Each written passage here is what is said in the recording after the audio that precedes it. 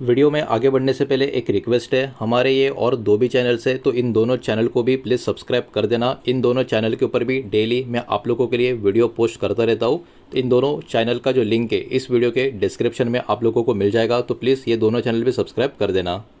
तो चलिए आगे बढ़ते हैं हमारे आज के दिन के पहले वीडियो की तरफ। तो देखिए, इंडिया का जो एआई का अपॉर्चुनिटी है इसके बारे में एक बहुत ही बड़ी रिपोर्ट अभी हमारे मार्केट में पब्लिश होते हुए आपको देखने को मिलेगी। इसको एकदम इजी वे में आपके सामने यहाँ पर मैं प्रेजेंट करने वाला हूँ। तो $500 बिलियन का इकोनॉमिक बूस्ट एआई की वजह से 2030 तक हमारे लिए कैसा हो सकता है, इसके बारे में काफ़ी बढ़िया रिपोर्ट यहाँ पर आते हुए हमको देखने को मिल रही है। इस रिपोर्ट का नाम कुछ इस तरीके से, from promise to power, how AI is redefining India's economic future. तो ये टैगलाइन इस पर्टिकुलर रिपोर्ट की आपको यहाँ पर देखने को मिलेगी। और ये जो रिपोर्ट है इंडिया एआई और IBM institute for business value इनकी तरफ से पब्लिश होते हुए हमको यहाँ पर देखने को मिल रही है। तो देखिए, इंडिया कहीं ना कहीं एक मेजर एआई इकोनॉमी यहाँ पर बनती हुई नजर आ रही है, ये इस रिपोर्ट में माना जा रहा है। तो इस रिपोर्ट के अकॉर्डिंग एआई कहीं ना कहीं कॉन्ट्रीब्यूट कर सकता है $500 बिलियन से भी ज़्यादा इंडिया का इकोनॉमी के लिए 2030 तक। ये बात यहाँ पर निकल कर आ रही है। इंडिया अभी के टाइम देखा जा रहा है एक fastest emerging AI driven economy में से एक पूरी दुनिया भर में। तो इसका सिंपल मीनिंग यही है कि इंडिया का जो एआई है is no longer just new technology experiment, मतलब यहाँ पर सिर्फ और सिर्फ एक नया टेक्नोलॉजी का एक्सपेरिमेंट करके इसको देखा नहीं जा रहा है, बल्कि एक्चुअली ये एक major engine of India future economic growth की तरह इसको कहीं ना कहीं यहाँ पर हम यूज़ करते जा रहे हैं, इसको दिखाते जा रहे हैं। तो ओवरऑल कहीं ना कहीं एक बहुत ही बड़ा कॉन्ट्रीब्यूटर एआई इकोनॉमी में बनता हुआ हमारे कंट्री का नजर आएगा। ये सब कुछ यहाँ पर हमको देखने को मिल रहा है। Business leaders are very positive about AI. तो बहुत सारे जो कंट्री के बिजनेस लीडर्स है वो भी कहीं ना कहीं पॉजिटिव आपको देखने को मिलेंगे। 80% का इंडियन बिजनेस लीडर जो है वो कहीं ना कहीं बिलीव करते हैं एआई कहीं ना कहीं डायरेक्टली हेल्प करेगा इंडिया का जो इकोनॉमी का जो फ्यूचर है उसको शेप करने के लिए। और 70% एग्जीक्यूटिव का यही मानना है कि इंडिया कहीं ना कहीं one of the world major AI nation 2030 तक बनता हुआ नजर आएगा। एकदम सिंपल में आपको समझना है तो इंडिया की जो कंपनी है, जो पॉलिसी मेकर से कहीं ना कहीं एआई को अभी के टाइम एक प्रोडक्टिविटी टूल की तरह, बिजनेस ग्रोथ इंजन की तरह और फ्यूचर इकोनॉमिक पावर हाउस की तरह यहाँ पर देख रहे हैं। लेकिन इसमें बहुत सारे चैलेंजेस अभी भी देखने को मिल रहे हैं। रिपोर्ट में कुछ कुछ कंसर्न्स यानी चिंताएं भी यहाँ पर सामने आ रही है। 72% ऑफ ऑर्गेनाइजेशंस अभी भी ये बिलीव करती है कि अभी भी हम कहीं ना कहीं ग्लोबल कंपनीज जो एआई एडॉप्शन में काम कर रही है उनसे थोड़ा पीछे हम देखने को मिलेंगे। उसके अलावा बहुत सारी कंपनी अभी भी एआई का टेस्टिंग फेज में, पायलट प्रोजेक्ट्स में आपको देखने को मिलेगी जो आगे और बढ़ना चाहिए। तो अभी भी कहीं ना कहीं ग्लोबल लेवल से हम पीछे ही नजर है, ये भी कहीं ना कहीं यहाँ पर 72% ऑर्गेनाइजेशन का मानना है। इसका एकदम सिंपल सा मतलब यही निकल कर आता है कि इंडिया का जो एम्बिशन है वो काफ़ी बड़ा है, लेकिन जो कंपनीज है अभी भी इनको एक बहुत ही बढ़िया इम्प्लीमेंटेशन की ज़रूरत है, बेहतर इंफ्रा की भी ज़रूरत है और इन चीज़ों को बहुत तेज़ी से अडॉप्ट करने की ज़रूरत है, जिसमें कहीं ना कहीं हम अभी भी थोड़ा सा पीछे हैं। तो ये चीज़ के ऊपर भी कहीं ना कहीं फोकस करना काफ़ी ज़रूरी होगा। गवर्नमेंट के फोकस की बात करें, trusted and human centric AI की कैटेगरी की बात करें, तो जो रिपोर्ट निकल कर आ रही है मिटी सेक्रेटरी एस कृष्णन की तरफ से, इनका ये इसके ऊपर कमेंट्री है कि इंडिया अभी के टाइम सिर्फ और सिर्फ पार्टिसिपेट नहीं कर रहा है ग्लोबल एआई डिस्कशन में, वो एक्चुअली शेप करने का भी इस कैटेगरी को काम कर रहा है। गवर्नमेंट के प्रायोरिटीज की बात करें तो इसमें ह्यूमन सेंट्रिक एआई के ऊपर काम हो रहा है, ट्रस्ट एंड एथिक्स के ऊपर काम हो रहा है, नेशनल सॉवरेनिटी के ऊपर काम हो रहा है, इंक्लूसिव ग्रोथ के ऊपर काम हो रहा है। इसका मतलब मीनिंग एकदम यहाँ पर सिंपल है कि सरकार चाहती है एआई का जो डेवलपमेंट है उसका बेनिफिट एवरी पॉसिबल तरीके से, जो रेस्पॉन्सिबिलिटी तरीके से और सेफ्टी तरीके से आगे की तरफ होता हुआ, बढ़ता हुआ, ग्रो होता हुआ हमको देखने को मिले, जो कहीं ना कहीं इस कैटेगरी के इंडस्ट्री के लिए, कंट्री के लिए, इकोनॉमी के लिए बहुत ही बड़ा कहीं ना कहीं एक कदम यहाँ पर माना जा रहा है। क्लाउड एंड डेटा का इंफ्रा जो है वो अभी के टाइम पे काफ़ी क्रिटिकल है, बिकॉज देखिए एआई कभी भी अच्छे तरीके से ग्रो नहीं होगा अगर क्वालिटी डेटा का एक अच्छा प्रेजेंस ना हो। उसके अलावा क्लाउड का जो इंफ्रास्ट्रक्चर है वो भी देश में कहीं ना कहीं काफ़ी मजबूत होना चाहिए।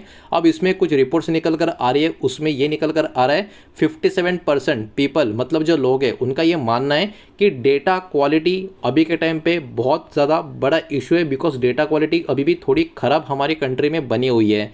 77% लोगों का ये मानना है कि अफोर्डेबल और जो सिक्योर क्लाउड इंफ्रा है वो अभी भी कहीं ना कहीं हमारे कंट्री में लैक कर रहा है। तो ये कहीं ना कहीं थोड़ा सा चिंता वाला खबर है, थोड़ा सा परेशानी करने वाला खबर है। अगर डेटा इनकम्प्लीट होगा, अनऑर्गेनाइज होगा, तो एआई का जो रिजल्ट है वो भी कमज़ोर होगा और उसके ऊपर भरोसा किया नहीं जा सकता है, ऐसा वाला होगा। तो इन चीज़ों के ऊपर भी कहीं ना कहीं फोकस करना होगा। अब देखिए मैसिव एआई टैलेंट का रिक्वायरमेंट यहाँ पर लगेगा। अब देखिए इंडिया के पास वर्कफोर्स तो काफ़ी मजबूत आपको देखने को मिलेगा बिकॉज ऑफ पॉपुलेशन, और उसके साथ साथ पढ़ाई लिखाई भी काफ़ी बड़े लेवल पे चल रही है। लेकिन एआई का जो स्किल चाहिए ना वो अभी भी बहुत सारे लोगों में नहीं है, वो लिमिटेड लोगों में नज़र आ रहा है। देखिए यहाँ पर नंबर निकल कर आ रहा है, अराउंड 30% का जो एम्प्लॉई है करंटली कहीं ना कहीं एआई लिटरेसी के करीब आपको देखने को मिलेंगे। 2030 तक ये नंबर जो है 57% के करीब पहुंचता हुआ आपको नजर आएगा। तो इंडिया को कहीं ना कहीं यहाँ पर more than 350 million AI skill talent की ज़रूरत पड़ेगी 2030 तक। यानी रिक्वायरमेंट इस इंडस्ट्री में बहुत ज़्यादा है लेकिन लोग काफ़ी कम है। तो अभी के टाइम जितना ज़्यादा लोग एआई के ऊपर स्टडी करेंगे, अपना करियर बनाने का ट्राई करेंगे, उनके लिए कहीं ना कहीं बहुत बड़ी अपॉर्चुनिटी अगले कुछ सालों में होते हुए हमको नज़र आ सकती है। इसका मतलब यही निकल कर आता है स्कूल, कॉलेज और कंपनीज को कहीं ना कहीं एआई ट्रेनिंग प्रोग्राम कंडक्ट करने पड़ेंगे, स्किल डेवलपमेंट पर फोकस करना पड़ेगा, डिजिटल एजुकेशन में बहुत सारे अपग्रेड्स भी यहाँ पर करने होंगे, तभी ये सारे टारगेट भी हमारे पूरे हो सकते हैं। इतना ही नहीं, इसके लिए गवर्नेंस का और पार्टनरशिप्स का भी बहुत ज़्यादा इंपॉर्टेंट रोल यहाँ पर होगा। 68% कंपनीज का कहीं ना कहीं यही मानना है कि यहाँ पर एआई गवर्नेंस कहीं ना कहीं स्लो एआई स्केलिंग को फोर्स करता हुआ नजर आएगा। तो ओवरऑल गवर्नेंस का भी इसके ऊपर फोकस होना काफ़ी ज़रूरी है। और 45% कंपनीज कहीं ना कहीं ऑलरेडी गवर्नेंस सिस्टम में टेस्टिंग करते हुए आपको नजर आएगी। तो देखिए किसी भी कैटेगरी में गवर्नेंस होना काफ़ी ज़रूरी होता है, और ये गवर्नेंस कहीं ना कहीं एआई की जो बहुत सारी ज़रूरत है, जैसे कि रूल्स की बात करें, ट्रांसपेरेंसी की बात करें, रिस्पॉन्सिबल यूज की बात करें या सिक्योरिटी स्टैंडर्ड्स की बात करें, उसको भी कहीं ना कोई संभालने वाला, देखने वाला, उसके ऊपर डिसीजन लेने वाला, कंट्रोल करने वाला, ये सारी चीज़ें भी वहाँ पर होनी चाहिए। तो गवर्नेंस का भी अभी के टाइम पे बहुत बड़ा आप कह सकते हो रिक्वायरमेंट इस कैटेगरी में आपको देखने को मिलेगा। अब देखिए बहुत ही बड़ा अपॉर्चुनिटी इंडिया के लिए, अकॉर्डिंग टू संदीप पटेल जो मैनेजिंग डायरेक्टर है IBM India and south Asia के, ये कहीं ना कहीं मानते हैं कि इंडिया एक बहुत ही ज़बरदस्त तरीके से एआई को कहीं ना कहीं स्ट्रॉन्गेस्ट इकोनॉमिक ग्रोथ इंजन में कन्वर्ट करता हुआ नजर आएगा। इसके लिए इंडिया को ट्रस्टेड एआई सिस्टम की, स्ट्रॉन्ग डेटा फाउंडेशंस की, हाइब्रिड क्लाउड आर्किटेक्चर की और स्किल्ड वर्कफोर्स की कहीं ना कहीं ज़रूरत होगी, जो अभी भी है लेकिन काफ़ी बड़ी लेवल पे नहीं है जितने बड़ी लेवल पे हमको चाहिए। तो अगले 4-5 साल में इसके ऊपर ही सही तरीके से फोकस किया गया तो कहीं ना कहीं एक बहुत ही बड़ा कॉन्ट्रीब्यूटर एआई इकोनॉमी का आपको हमारे कंट्री के लिए यहाँ पर देखने को मिल सकता है। तो देखिए खबर तो अपने आप में काफ़ी बड़ी, काफ़ी ज़बरदस्त निकल कर आ रही है। तो इससे कनेक्टेड जो लिस्टेड स्टॉक है जिसके ऊपर इनका एक आप कह सकते हो इम्पैक्ट आ सकता है, बेनिफिट मिल सकता है फ्रॉम एआई ग्रोथ, उनके नाम भी यहाँ पर हम एक एक करके देखेंगे। लेकिन वीडियो को प्लीज़ लाइक कर देना, वीडियो को शेयर कर देना। पहली बार चैनल पे आ चुके हो तो चैनल को भी सब्सक्राइब जरूर कर देना। और जो भी नाम मैं आपको बताने वाला हूँ सिर्फ और सिर्फ एजुकेशनल, इन्फॉर्मेशनल पर्पज़ के हिसाब से, किसी भी तरीके का इन्वेस्टमेंट का, बाय सेल का रिकमेंडेशन या एडवाइस नहीं है, ये बात यहाँ पर आप ध्यान में रखें। तो आईटी और एआई सर्विस कंपनी में कहीं ना कहीं TCS, Infosys, HCL tech, Wipro, tech Mahindra, persistent system, LTM Mindtree के ऊपर बाजार का फोकस यहाँ पर बना रहेगा। क्लाउड, टेलीकॉम, डिजिटल इंफ्रा की बात करें तो रिलायंस इंडस्ट्री, भारतीय एयरटेल के ऊपर बाजार का फोकस बना रहेगा।